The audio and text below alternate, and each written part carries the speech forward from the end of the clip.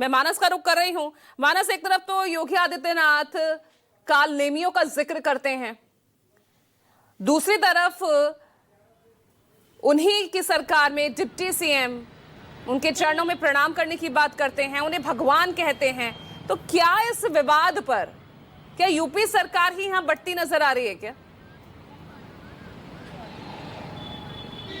देखिए, बहुत स्पष्ट तौर से बता दूं कि इस पूरे प्रकरण में भारतीय जनता पार्टी में दो अलग अलग मत है।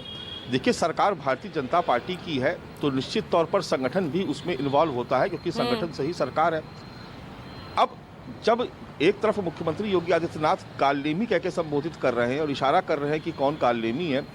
ठीक उसी वक्त आजमगढ़ में मौजूद थे डिप्टी सीएम केशव प्रसाद मौर्य, और वो उनका जो पूरा वक्तव्य आप सुनेंगे, उनका जो पूरा बयान है, तो वो बार बार कह रहे हैं कि मैं भगवान श्री शंकराचार्य जी के श्री चरणों में प्रणाम करके कहता हूँ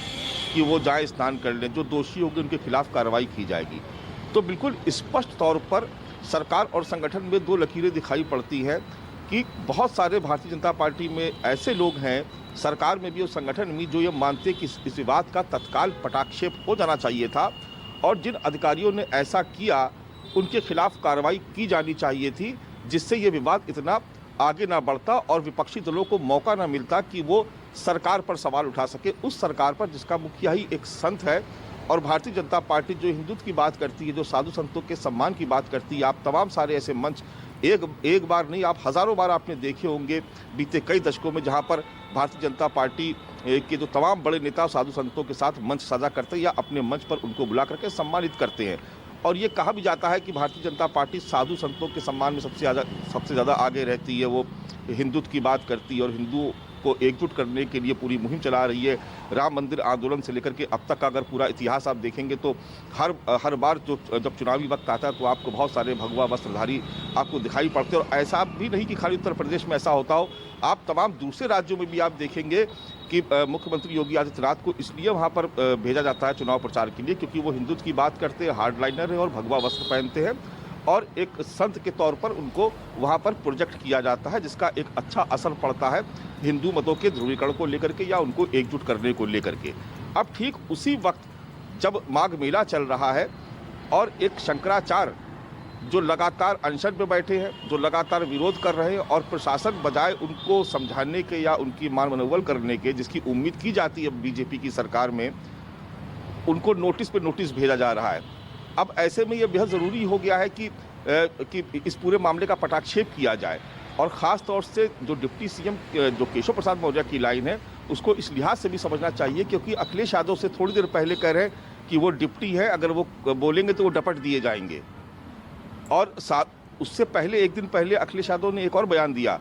कि बीजेपी की सरकार उन साधु संतों का भी अपमान करती है जो उसके खिलाफ बोलते हैं या उसके विरुद्ध कुछ बोल देते हैं तो सरकार सुनना नहीं चाहती है। उन्होंने ये नहीं कहा कि बीजेपी सुनना नहीं चाहती, उन्होंने कहा कि ये सरकार सुनना नहीं चाहती है। अगर उस सरकार के खिलाफ कोई सवाल खड़ा कर दे, फिर भले ही वो साधु संत क्यों ना हो, लेकिन हम यानी समाजवादी पार्टी इन्हीं साधु संतों का आशीर्वाद लेकर के 2027 में सरकार बनाएंगे। और आपने देखा उनके पूरा बयान अगर आप सुनेंगे अखिलेश यादव का, तो आपको लगातार वो साधु संतों के सम्मान की बात करते नजर आ रहे हैं और भारतीय जनता पार्टी की घेराबंदी कर रहे हैं। अब आप सोचिए कि जो हिंदुत्व की जो लाइन है, हिंदुत्व की जो पिच है, या हिंदुत्व का की जो सियासत है, उसमें अगर देश में कोई सबसे ज़्यादा अगर कोई किसी की चर्चा होती तो जाहिर सी बात है भारतीय जनता पार्टी, इसमें तो कोई शक शुबा नहीं है। अब अखिलेश यादव उन्हीं के घर में उन्हीं की पिच पे आकर के घेराबंदी करने की कोशिश कर रहे हैं, तो निश्चित तौर पर एक दूसरा धड़ा भी है जो इस बात की का संदेश देने की कोशिश कर रहा है कि भारतीय जनता पार्टी या इस सरकार में साधु संतों का कितना सम्मान है। इसलिए केशव प्रसाद मौर्य ने ये बयान दिया, और ये बयान खाली केशव प्रसाद मौर्य का नहीं है, तमाम दूसरे नेताओं ने भी, दूसरे मंत्रियों ने भी कहा है कि इस विवाद का अंत होना चाहिए। और जहां तक जानकारी मेरी या जिस तरीके से मेरी संगठन के लोगों से इस मुद्दे पे पिछले 3-4 दिनों से बात हो रही है, जो अलग अलग प्रवक्ता हैं, अलग अलग जो पदाधिकारी हैं, वो भी इस बात को कहते हैं कि इस मामले का पटाक्षेप होना चाहिए, क्योंकि जब आप चुनाव के मोड में जा रहे हैं, जब आपके सामने 2027 का चुनाव लगा हुआ और 300 दिन के करीब आसपास बचे हुए हैं चुनाव होने में, तो ऐसे में अगर साधु संतों की नाराजगी का एक बड़ा मुद्दा बनती है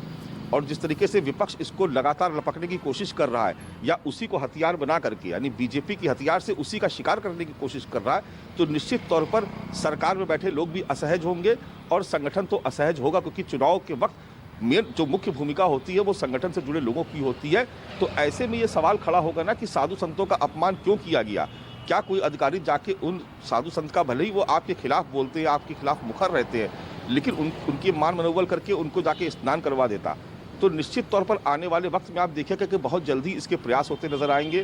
भारतीय जनता पार्टी हो या संगठन हो या सरकार हो या राष्ट्रीय स्वयंसेवक संघ हो, आप बहुत जल्दी देखेंगे कि इसमें ज़रूर कोई ना कोई हस्तक्षेप करेगा। और जहाँ तक रही देखिए केशव प्रसाद मौर्य की बात, केशव प्रसाद मौर्य की जो पूरा जो सियासी सफ़र अगर आप उनको देखेंगे तो वो विश्व हिंदू परिषद से जुड़े रहे, अशोक सिंघल के बेहद करीबी लोगों में माने जाते रहे। अयोध्या में कार सेवा के दौरान उनकी बहुत बड़ी भूमिका रही और उसके बाद उनका जो पूरा जो कार्यक्षेत्र रहा वो अयोध्या से लेकर के और प्रयागराज के बीच ही रहा और काशी तक रहा, मुख्य रूप से अयोध्या से प्रयागराज के बीच। तो निश्चित तौर पर